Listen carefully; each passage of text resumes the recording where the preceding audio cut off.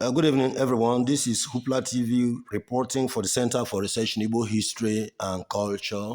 Today is Monday, the 13th of September 2021, and we are here as guests of a brother and a friend, very close associate of the center.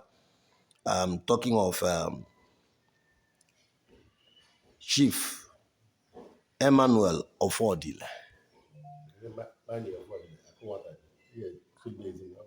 Okay, so let's have it.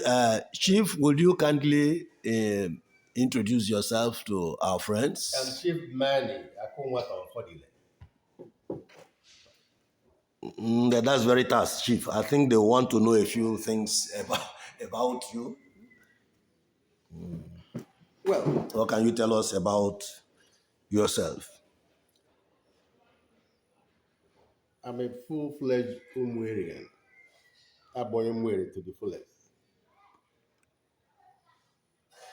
Namboy Amkwamwe. And my mother is from Modana, Umweri. So by all our, I'm a full-fledged Umweri man.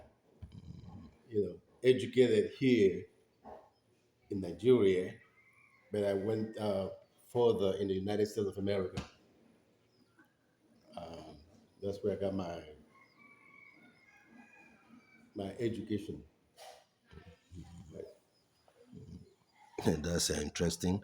So you are visiting the country as it is? Yeah. Or are you back with us now? I got two pair of legs. One is in the United States and one is in Nigeria. So I'm just back and forth. But I'm more in Nigeria than I'm in the United States now. Okay. Yeah, I've left the country for about close to 40 years. I left here in 1982. Fully came back to the country, and then I visit and come back. Sometimes I spend more time over there than I do here, because my family is resident in Atlanta, Georgia. Okay. There's something, Chief, that I have often wondered about. Last time they brought light. Yes. NEPA brought light, as we say here. Right. Here they bring light and they take light. Yeah. They brought light, and 3 hours later, the light was still there. Right. 6 hours, I went to bed. And that was I woke up in the morning. Right. Did you experienced it? And I began to feel uncomfortable. Right. As if I was in Nigeria. I began to feel uncomfortable. I'm so lucky. So now when we have light continuously, it begins to make us feel comfortable. And now you are coming from an environment where power outage is out of the question. Out of the question? Right. Not that it's rare. Out of the question, as a matter of fact. It happens once in 20 years. I will say that, Yeah. Right. So I often wonder, someone like you living out there and coming and going, how do you feel? Is there not some amount of shock when you come in like this? And of course, there is culture shock, to some degree, but everything depends on individuals. It's all about life. It's about individuals, human beings themselves. And we're all different. There's no silver bullet. We're all different. We're all made different. Our tolerance level is different. Okay. Some people say, "Hey, how do you deal with the traffic in Lagos or in Abuja?" It's just what it is. What it is. So if you got to prepare your mind. If you come into Nigeria, you have to prepare your mind. You're coming to Nigeria. All right. My friend, on the chat, Ajay was asking me, when I came back, this particular one, I don't just start driving in Nigeria. I'll drive, okay? But at least it takes me 1 week to assimilate and get in the same frame of mind, and just get as crazy as everybody else, So it's just a state of mind, So when I land, I just park my cars are parked in Asaba, my friend's house. And when I get to Asaba, I call Umwe and send somebody to come and pick me up. Not that I can drive, but I have to get in that state of mind. Because I'm going to think I'm in the United States, I'm driving, just like, but it's not the same. It's definitely not the same. So you're saying there's a state of mind one has to be in order to stay here in Nigeria. Exactly. From my point of view, that's the way I see it. And I say quite frequently, I mean, there's no difference to me right now between the US and Nigeria. It's just that you have to prepare your mind. When you get back to the United States, you have to put on a different. Unfortunately, that's what it is. Right. And a few sentences back, you used a particular phrase to describe it. Yes. You said you have to get to use the madness here. I think that's what you said. Thank you. And, You just hit it on the nail right there. I didn't. You did. I'm right just correct. You have to get into the madness, and then you're going to assimilate yourself into the madness and know that you can overtake from left and right. Okay, which is not the same. Okay, you're driving on a two-way traffic. The slow guy is driving anywhere he wants. The twirler is driving everywhere he wants. You just have to get yourself in that state of mind that you're in Nigeria. Outside Nigeria, it's not the same. It's not like that. But it takes me like at least 1 week to get into the craziness. I used it to get into the craziness. Now, I've always known that there is some major shifts, and things. But is it as drastic as you portray? You said to get into the craziness. The other last time you said get into the madness. Is that as drastic as that? Really, it is. I'll tell you what. I've not seen a taxi driver that wears glasses in Nigeria. Have you entered any keke or taxi driver and you see the driver wearing glasses? Like I'm wearing now. Come to think of it, I doubt I have ever. Okay, so all of them have 20/20 vision. You see, that's the thing about it. So that's why we're in a mess that we are. Accidents and all that. Because not everybody has 20/20 vision. I do not. But you see, all of them. I've never seen one wearing glasses. That tells me that all of them have 20/20 vision. That's not true. That's very unlikely. So the craziness, you have to get into it. I don't care the kind of car you're driving, they will find a way to, disparage you. Ogwego, whatever it is, But, it makes the person happy or whatever. But it's still a country. Okay, saying a part of madness is regarding everybody who is driving a good car as Ogwego. Well, it's part of the madness, because good car is Ogwego. And if you don't have one, it's a problem too. And we're talking about the common downfall driver something. Until you get to the nitty-gritty, and then they're gonna kneel down and say, "Oh God, sorry." Yeah. And then I don't care how beautiful your car is.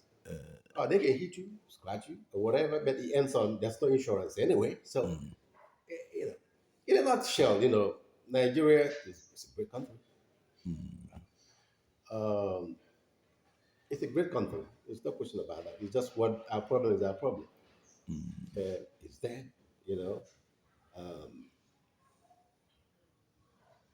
Everybody knows about what the solution. Knows there's a problem. Nobody has a solution. Right. So it is what it is.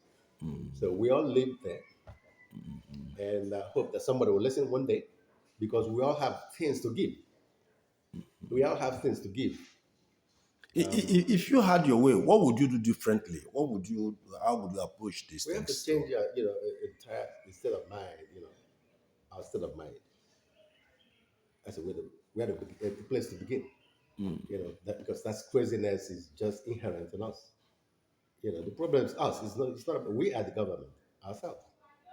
Anybody can promise heaven and earth. But actuality is what is obtainable. What can we really do? Yeah, we have a bigger problem. Your own family, you got your problems. In my own family, I got my problems. So if you check your family very well, the problem you have in Nigeria that of Nigeria is a bigger of what you got your own family. So we have to start from ourselves first to change our mindset. Right? It's a long haul. It's not gonna come easy. It's not gonna come cheap either. Yeah, but As far as we are aging. I left this country '82, like I say. We are now aging in the United States of America, and some people are not even thinking of coming back. We're thinking we're hitting 60s and so. And some of my friends have actually bought places where they were buried when they died. Over there. Over there. They don't even want to give us the benefit of being their cemetery. Some of us, actually tried. I came down to At least they should give us the benefit, the pleasure of being their some people burial did, ground. and what had If they been America had them in life, they should allow us to have them in well, death. some of us did. I know how much I mean, when I came down to Nigeria with an idea, about mortgage-backed securities because of my experience in Wall Street, and I owned my own company, a mortgage industry company, and I came up with something. It wasn't my own brainchild, it just to transform what I know to the country. It took forever. Nobody comprehended what I was talking about. I went to the mortgage, what do they call it, in Abuja, and they selected managers, for me to teach them what I was talking about, mortgage-backed securities, and I did, and I did. And Soludo was the central bank manager At that time. at that time. Soludo, who is aspiring to be the governor of Anambra State, was the central bank manager then. Okay, and I was teaching about this mortgage-backed securities, how we can, you know, um, actually uh, use the stock exchange to our own benefit, okay, to create mortgage-backed securities. It was a brilliant idea. Everybody liked it, and then, but how do they benefit from it? Those people sitting there That was the at the mortgage bank. problem. That's the problem. Because that was the end of it. Because I didn't tell them how they're going to benefit themselves. It does not matter. If it's good for the country. You just know how does this benefit them? It didn't benefit them, and it was great. I forgot the name of what this was man who was in charge then, and I left the country, and they were supposed to follow up so I can come back, and see how we can make this work. That was the end of it when I left. Is that not discouraging?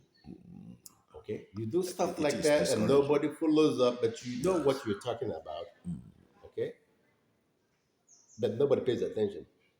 Would you come back again? It's very expensive because I came to Abuja. I was staying in the hotel, and I was supposed to see Soludo, and this lady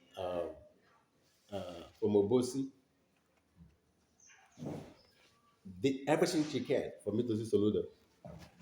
Okay, I went to Soludo's office, about 5 different times with an appointment that I was coming, but it never materialized. I never talked to Soludo, and nothing happened.